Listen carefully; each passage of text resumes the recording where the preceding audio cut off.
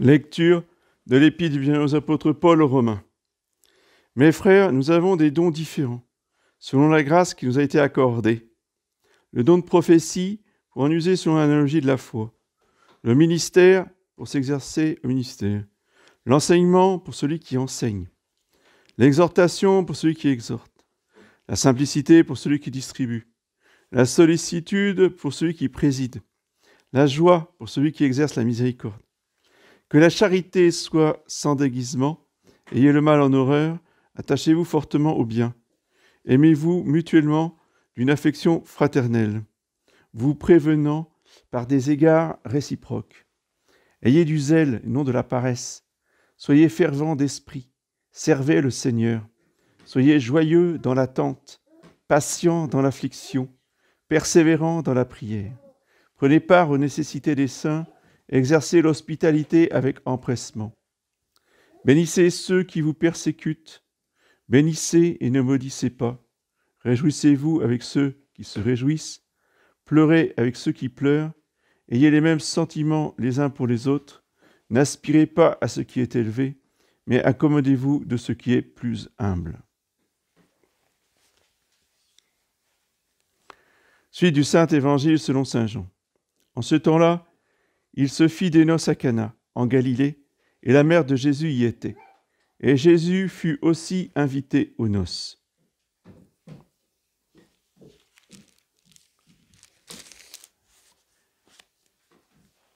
Et le vin venant à manquer, la mère de Jésus lui dit : « Ils n'ont plus de vin. » Jésus dit : « Femme, qu'y a-t-il entre moi et vous ?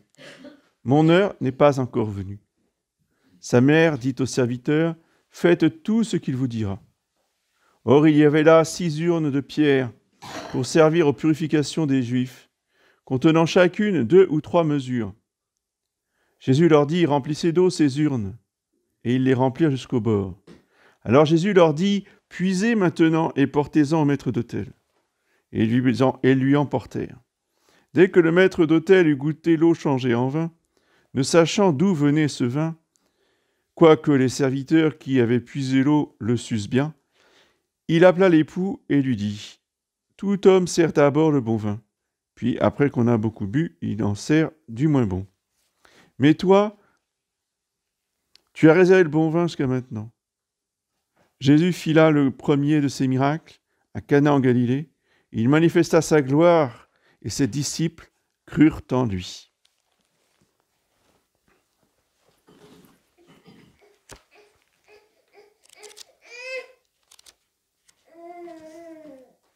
Voici les annonces de la semaine.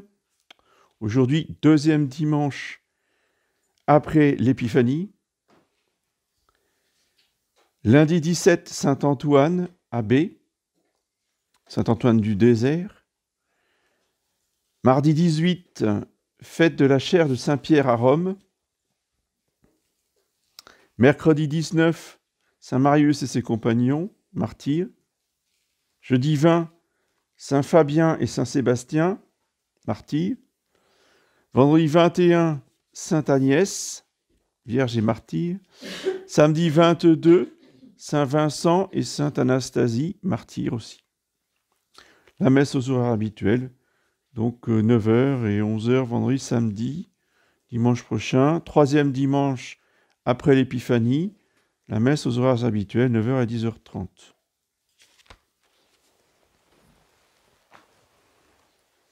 Au nom du Père et du Fils et du Saint-Esprit, ainsi soit-il. Eh bien, chers frères, je ne peux que vous encourager à relire et à méditer l'épître de ce dimanche, qui est une véritable épître programme de la vie chrétienne. En très peu de mots, tout est résumé.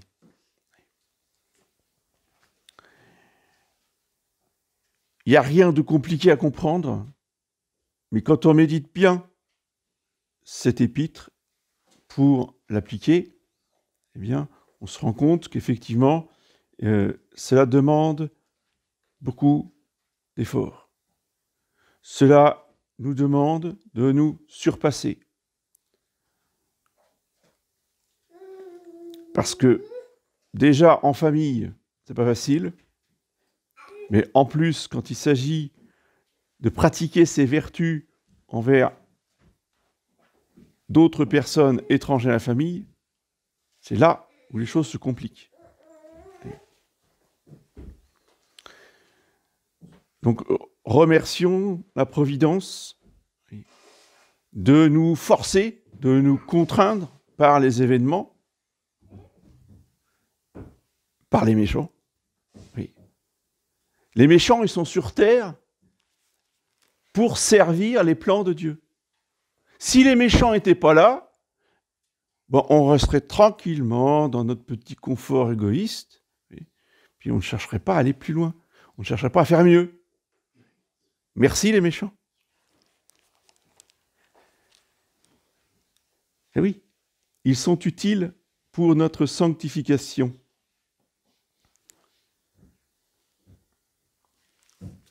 Donc le principe de la vie en commun, c'est déjà de reconnaître que nous sommes tous différents et tous inégaux. C'est ça qui fait la richesse et l'efficacité d'une société humaine. Si on était tous pareils, ça ne fonctionnerait pas. Donc ce n'est pas une question de péché. Ce n'est pas parce qu'il y a le péché originel qu'il y a une hiérarchie, qu'il y a des chefs, qu'on doit obéir, que je suis moins doué que les autres, je suis moins intelligent que les d'autres. Non. C'était comme ça dès le départ. Ça a été voulu comme ça dès la création d'Adam. Ça n'a rien à voir avec le péché originel. Les hommes ont été créés hiérarchiquement, comme les anges. C'est pareil, il y a des anges qui sont moins intelligents que les autres. Il y a des anges qui sont moins forts que les autres. Oui. Puis il y a 9 hiérarchies. Bon, eh bien, chez les hommes, c'est pareil. Donc ça, déjà, il faut tordre le cou aux idées révolutionnaires égalitaires qui veulent faire croire aux mensonges, avec un M majuscule, que tous les hommes sont égaux. À force de l'entendre répéter, ça finit plus ou moins par nous influencer aussi. Les hommes ne sont pas égaux. Il y en a au-dessus de moi, il y en a en dessous de moi. C'est comme ça. Ensuite, dans cette inégalité humaine, Dieu distribue sa grâce comme il le veut. Et parfois, il donne plus à ceux qui sont en bas et moins à ceux qui sont en haut. Et parfois, c'est l'inverse.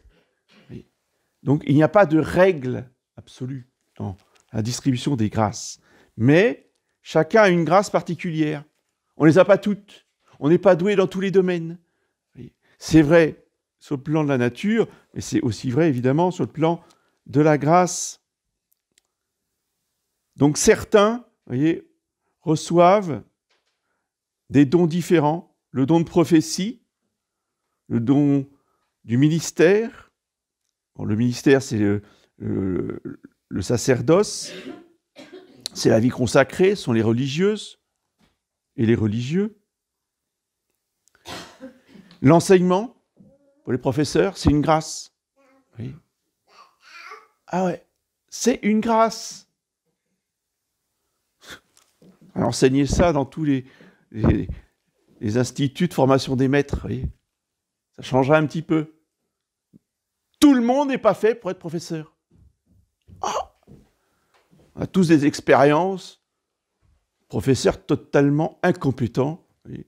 Dès qu'ils arrivent en classe, tout le monde rigole et c'est le chahut. Voyez.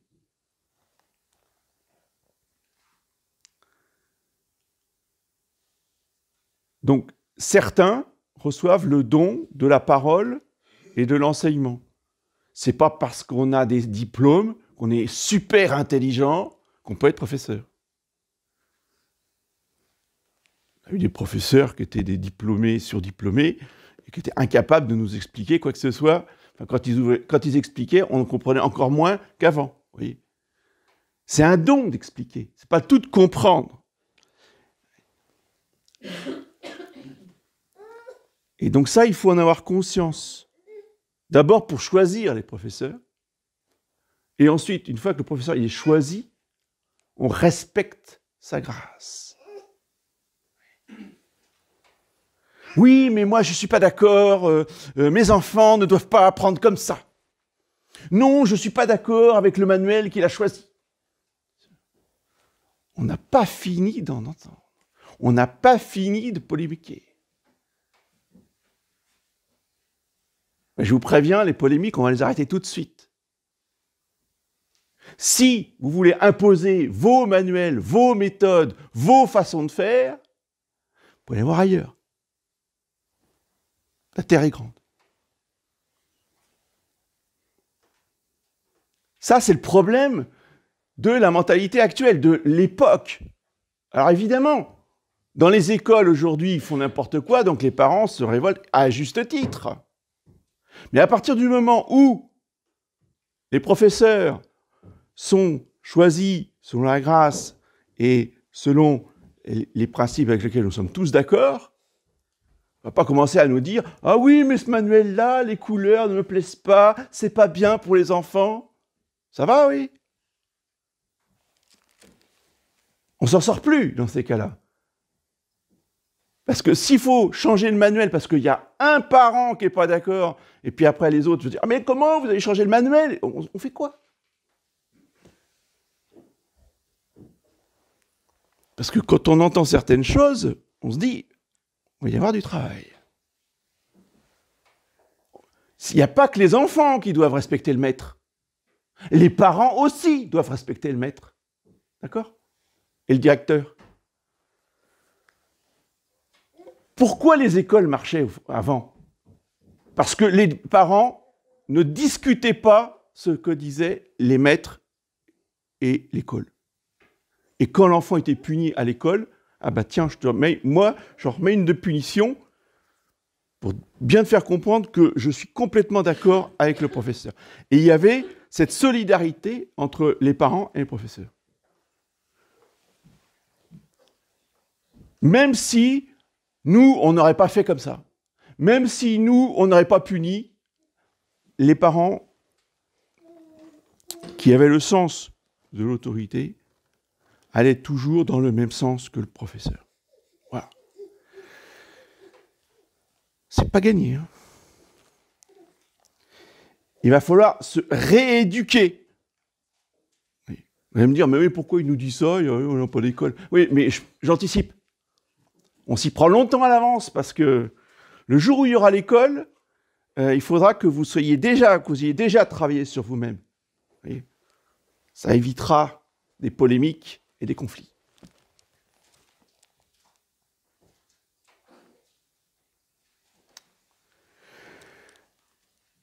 Certains autres ont reçu le don de l'exhortation, la simplicité pour celui qui distribue, et la sollicitude, le don de la sollicitude pour celui qui préside. Quel que soit son niveau de hiérarchie, à partir du moment où on est chef, qu'on a des responsabilités, eh bien, on peut recevoir, si on la demande, cette grâce de la sollicitude. Un bon chef est un chef qui a de la sollicitude. C'est quoi la sollicitude?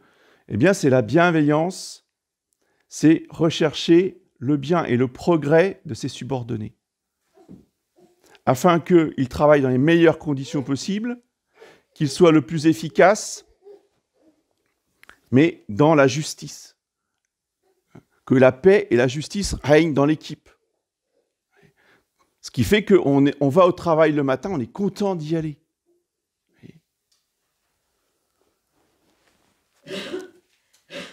Si, ça existe. Je ne dis pas que c'est très bon, mais ça existe.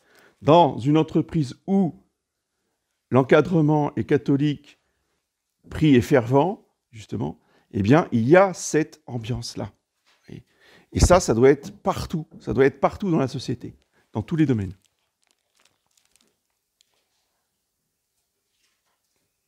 La joie pour celui qui exerce la miséricorde. Pourquoi on est triste? Parce que justement, on est intraitable avec le prochain. Et ça engendre la tristesse. La joie, c'est de savoir faire miséricorde. C'est de savoir pardonner les injures, les offenses. Bénissez ceux qui vous persécutent. Bénissez et ne maudissez pas.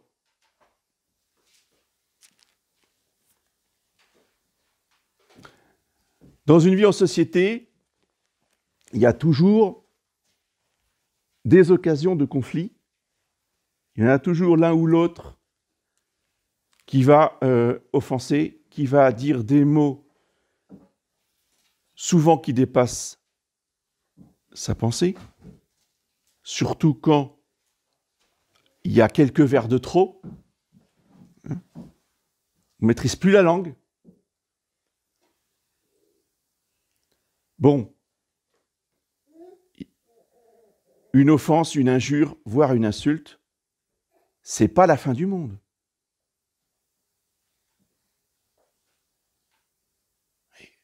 Et ça, il va falloir aussi y travailler. Parce que l'homme, ça fait 6000 ans qu'il est comme ça. Bon, tu sors dehors et on s'explique. Et bing, bing, bing, ça cogne. Encore heureux si il y a juste des coups. Parce que les coups, il n'y a pas de drame. C'est pas pour ça que je suis d'accord, mais il n'y a pas de drame. Ça se guérit assez facilement. Mais je vous rappelle que l'Église a toujours condamné les duels et que jusqu'au XIXe siècle, il y avait encore des duels. Dans ces familles très éduquées, où on a le sens de l'honneur, où on va laver son honneur sur le pré. Attention. Ça faisait des morts. Ces gens-là vont direct en enfer. Vous voyez ? Il faut le savoir. C'est pour ça que l'Église a interdit. Le duel est un péché mortel qui emmène directement le mort en enfer, le vivant, il a pris le chemin, un ticket, aller sans retour. À moins qu'il aille se confesser. C'est pas parce que ça a disparu que ça peut pas revenir. Là aussi, j'anticipe, je préviens.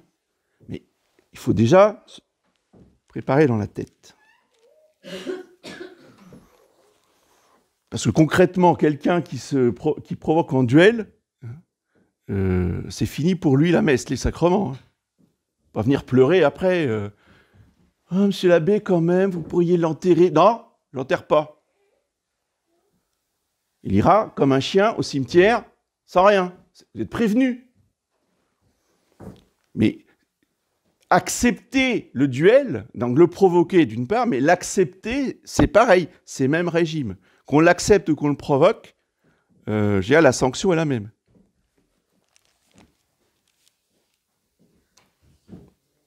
Après, si la personne est tuée en dehors de tout duel, etc., parce que l'autre veut se venger quand même, là, c'est différent. Et là, il n'y a pas de problème, c'est une victime. Je parle de quelqu'un qui accepte le duel.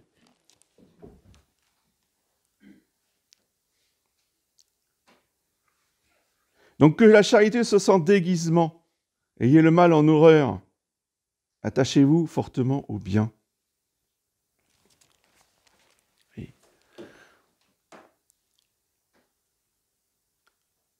la charité sans déguisement, c'est-à-dire pas d'hypocrisie.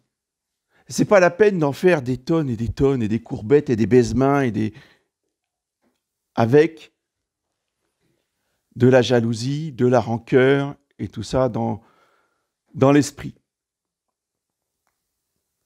On n'est pas obligé d'être ami avec tout le monde. L'amitié, c'est très particulier. C'est deux âmes qui se correspondent particulièrement. Bon. La politesse, c'est envers tout le monde, même envers ceux qu'on n'apprécie pas plus que ça, mais envers qui on va exercer de la charité parce que ce sont des enfants de Dieu, que ce sont des fils de l'Église, etc. Donc on a une charité surnaturelle. L'important, c'est que les gestes de politesse, qui sont juste des expressions de la charité, doivent être sincères et non pas hypocrites. La bienveillance doit être sincère, même envers des gens avec qui on ne partirait pas en vacances, comme on dit. D'accord ? C'est très important de retrouver ces rapports cordiaux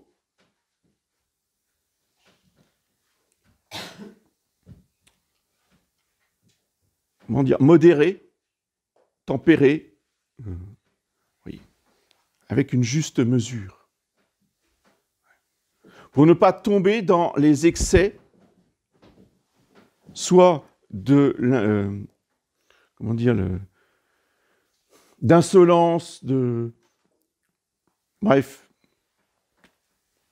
brutalité, ou dans des excès d'hypocrisie, style courtisan de la cour de Louis XIV, oui, qui était une décadence, justement, de la politesse chrétienne qui venait du Moyen-Âge. Tout ça, il faut retrouver le juste milieu de la vertu. C'est ce à quoi nous exhorte saint Paul pour que la vie en société, voyez, soit paisible et joyeuse. Aimez-vous mutuellement d'une affection fraternelle, prévenez-vous par des égards réciproques. Là encore, eh bien, à nous de faire attention et de penser aux autres, de se mettre à la place des autres. Qu'est-ce qu'il leur ferait plaisir si j'étais dans leur situation, si j'étais à leur place, eh bien, qu'est-ce que j'aimerais qu'on me fasse? C'est toute une gymnastique de l'esprit qu'il faut retrouver. Et c'est pas facile hein, quand on a le nez toute la journée sur son téléphone. On pense beaucoup plus à son téléphone qu'au prochain. C'est ça le problème, les difficultés de notre société. C'est que tout est un complot contre la charité, pour enfermer les gens dans leur bulle à eux. Oui. Donc évidemment qu'on ne donne pas des téléphones à des petits, voire à des ados. Oui. Ou alors on donne un téléphone. Vous voyez ce que je veux dire? Un téléphone. On appuie sur des touches pour appeler maman, éventuellement, s'il y a besoin. Et puis c'est tout. On ne met pas un ordinateur complet dans la main des enfants pour qu'ils aillent sur Internet. Les parents ont une responsabilité terrible là-dessus. Ah mais oui, mais Catherine qui est dans ma classe, et puis toutes les filles dans ma classe, elles ont toutes un iPhone à 600 €.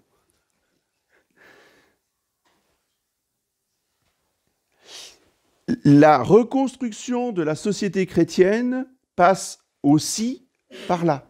Oui. Qu'on utilise un téléphone dans certaines circonstances parce que c'est pratique, parce que ça peut rendre service, d'accord, mais juste un téléphone.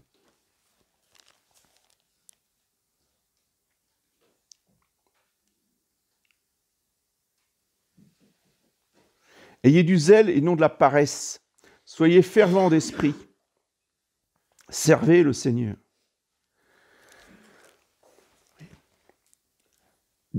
Être zélé, c'est justement être opposé à la paresse, c'est-à-dire eh bien, chercher toujours à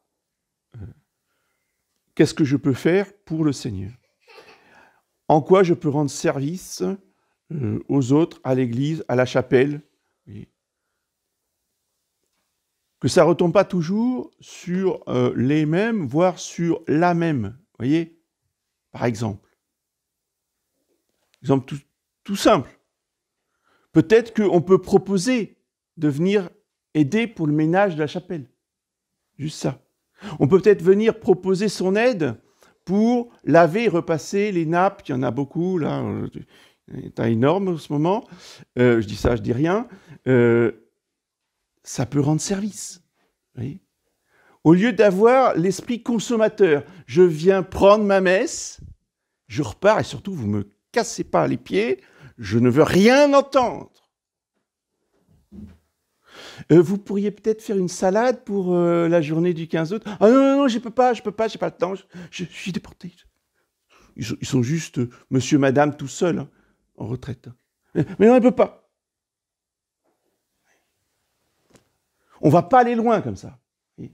Alors, jusqu'à maintenant, ça a tourné parce qu'on n'était pas nombreux. Mais on ne va pas continuer comme ça, je vous le dis. Alors, si il n'y a pas d'effort, c'est moi qui vais aller chercher les gens. Je vous préviens. Si vous ne proposez pas, c'est moi qui vais venir vous chercher. Parce qu'à un moment donné, la personne qui fait tout, elle ne peut plus faire. Donc, faites un examen de conscience et prenez des bonnes résolutions pour 2022.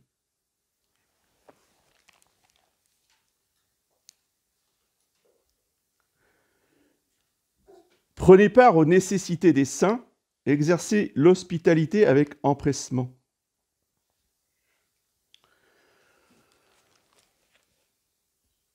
Là encore, l'hospitalité, savoir recevoir dans la mesure où on le peut, évidemment, hein, si on habite un petit studio, il n'y a pas d'hospitalité à avoir. Mais dans la mesure où on a les moyens, où on a les bâtiments, eh bien, ne pas hésiter à proposer de recevoir pour une activité ou pour une autre, que ce ne soit pas toujours les mêmes qui reçoivent chez eux. Il faut que ça puisse tourner. C'était le but. Hein, si on a réuni toutes ces familles autour de Bourboyac, c'était pour que ça ne soit pas toujours les mêmes qui reçoivent. Ça.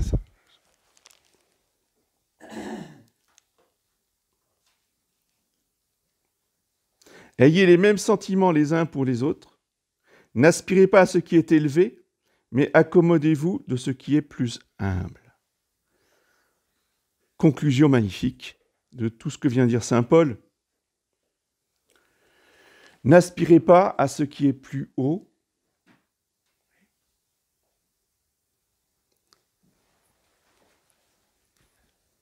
Je fais de la théologie.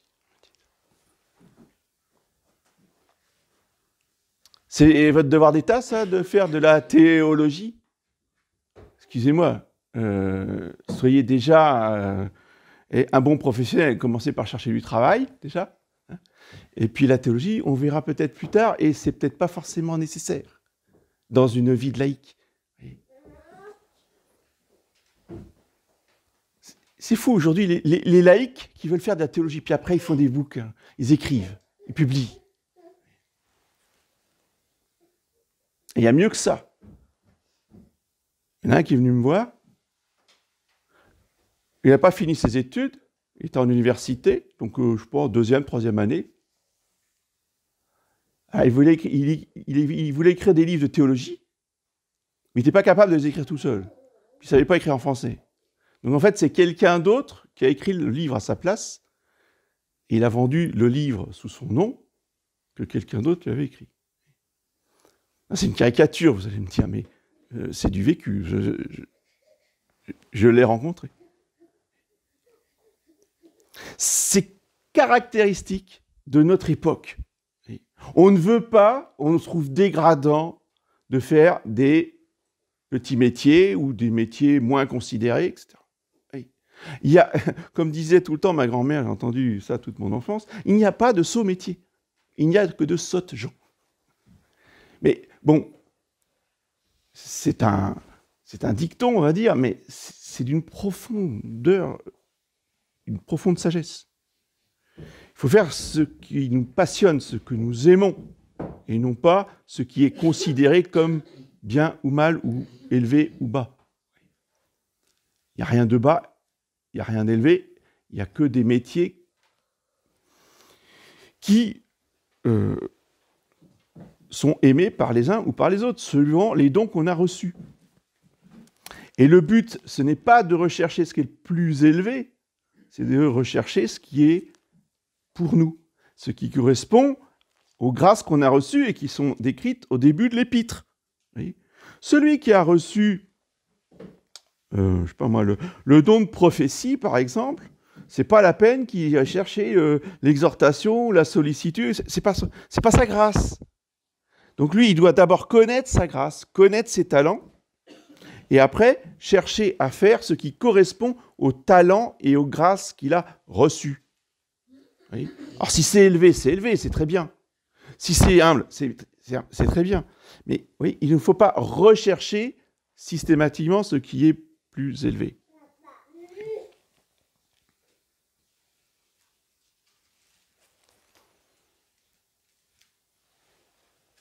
Parce que même dans ce qui est plus humble, dans ce qui est moins considéré aux yeux des hommes, eh bien, il y a les grandes choses. Vous voyez, le problème de la religion catholique, c'est toujours paradoxal. Parce que quand on entend ça, on dit, oui, bon, alors, faut tous qu'on soit, je sais pas moi, garagiste, ou je sais pas moi, éboueur. C'est des gens qui sont absolument fondamentaux dans une société, les éboueurs. Il n'y a pas d'éboueurs, les rats, les épidémies, le choléra, la peste.